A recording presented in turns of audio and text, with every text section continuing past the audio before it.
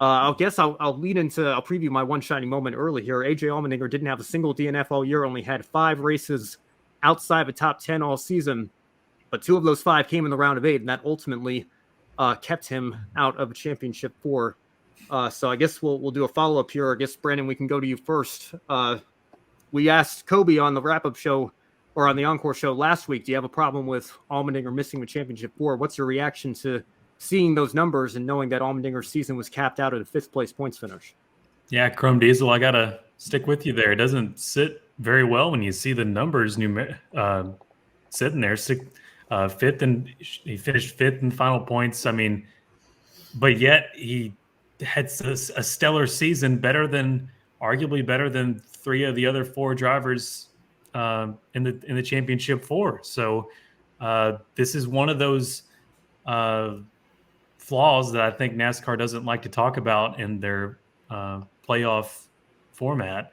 Does it always work this way? No, but here's a case this year where it did, and it doesn't look cool. But AJ Allmendinger had every right as far as finishes to be there points wise. Just you have to win, and that's just how this game works now. So you have to win. You have to be up there. You have to have no mechanical failures. You have to have a great pit stop every time when it counts, and that's just the way the cookie crumbles now. Matthew, you want to chime in on that? Yeah, definitely. And I think AJ Allmendinger's seasons kind of remind me of like when Elliott Sadler came back to the Xfinity Series. That's exactly right. Sadler had like so many dominant years where it's like the lowest average finish. I think one of the records that AJ Allmendinger was very close to breaking or broke, I can't really confirm or deny that about the average finish. I think it was like Elliott Sadler's, but Elliott Sadler never won a championship. But if it was a season-long thing, he'd be a 3-time NASCAR Xfinity Series champion. But Allmendinger is one of those guys you look at and it's like, he should be a champion. He should have won best driver, probably the best driver in the series, making his way up, dominating both levels. When he ran in Cup, he had like tied the longest top 10 finish streak with 6 or 7 this season, racing a part-time schedule in the Cup Series. So, I mean, Allmendinger's got talent, and it doesn't sit well with me really at all to see him finish 5th. It reminds me a lot of Allgaier, too, last year. Just Allgaier's stretch of, I don't know how many races was just all in the top 10s, and he did finish, I believe, 5th in the playoffs, not making that Final 4. It's just a weird thing that I've always liked the idea of coming down to the last race, that Game 7 moment, especially from what we saw in the Xfinity and Truck Series. I wouldn't trade that for the world. The Cup Series, I feel like, was the most boring way to end one of the best seasons ever.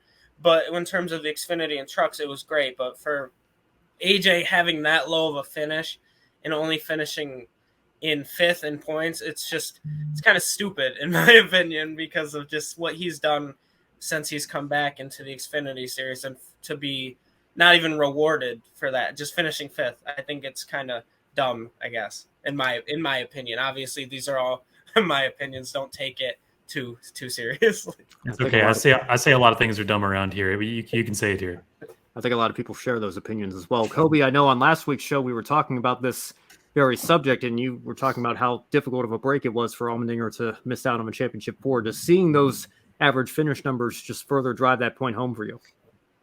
Oh yeah, definitely. But AJ Allmendinger was the most consistent driver in the NASCAR Xfinity Series this year, and like I said last week, hate the game because without this playoff format, you know, AJ Allmendinger would be singing a different tune right now, and it certainly has to be extremely frustrating that you were statistically the best NASCAR Xfinity Series driver this year, and you only have a 5th place finish in the points to show for it. Definitely a frustrating end to his time in the Xfinity Series with Colleague Racing. But looking at his performance in the Cup Series this year on a part-time schedule, yet if I'm Allmendinger, Colleague Racing, I have to be very excited for 2023 because it seems like this next gen car really suits his drivers. I know AJ Allmendinger coming from open wheel racing, familiar with this, I guess, newer technology to NASCAR.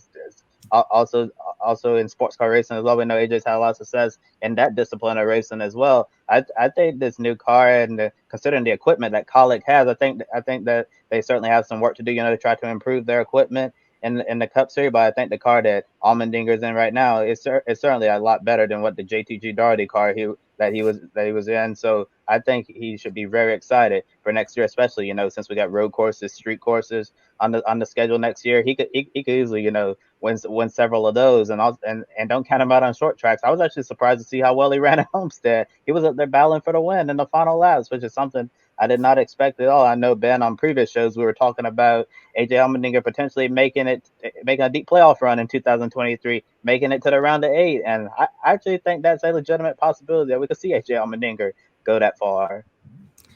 Yeah, round of 8, no doubt. And if he steals a win at Homestead in the round of 8, where does that leave him?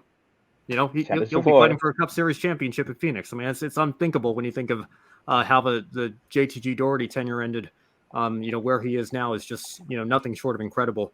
And we'll certainly be keeping an eye on that. But at the same time, very frustrating to see him 5th in points. And when I vent my frustrations with the playoff system, it's not only the champion. I want to give all credit in the world to Ty Gibbs. I think, you look at the season that he's had and you could say, yeah, he ran well enough to be a champion in the Xfinity Series. It's not, as good of an average finish as what AJ Allmendinger had, or right up there with Noah Gragson as well. But to see AJ get locked out of a championship 4 and know that 5th is as high as he can go, to see Martin Truex Jr. in the Cup Series get locked out of the playoffs entirely because of all the parity that we saw, and to know that he was a top 5 car in the point standings, but they're only going to finish 17th in the Drivers' Championship. And then, the owner's side of things, Ryan Blaney not winning a race, getting locked out of the Owner's Championship. I mean, there's prize money that is associated with the Owner's Championship. They were making such a big deal about that with Kyle Larson being in the Championship 4 on that side of things. So, it's not even just what happens with the championships at the top of the leaderboard. It's the fact that there are drivers that should be higher in points than they are, but are not. And on the flip side as well, no disrespect to, we've been talking about Front Row Motorsports here on this Encore episode here. Chris Buescher stole a win, more power to him in 2016 at Pocono with the fog. But was that a 16th place car in the championship? When you look at how that car ran in 2016, I don't think it was. Now it locks him into the chase or the playoffs, and more power to him. That's the system that we have now. But how do you think the guys that just missed out on the playoffs, that ran statistically much better seasons than what Front Row ran that year, feel about seeing their name underneath the 16th place finisher in points? So it's not just a championship issue in my mind. And I think what happened to AJ this year, missing out on a championship 4 when he had a remarkable stretch of top 10s, no DNFs, and the best average finish by far in the series. To not be the champion is one thing, to not even be in the top 4 is another. And I think it's an incredibly valid source of frustration for his fans and for the colleague team, and something that maybe NASCAR needs to look at. Kobe, I know we were talking last week about maybe more bonus points for the regular season champion, or a buy into the round of 4, or maybe even the round of 8.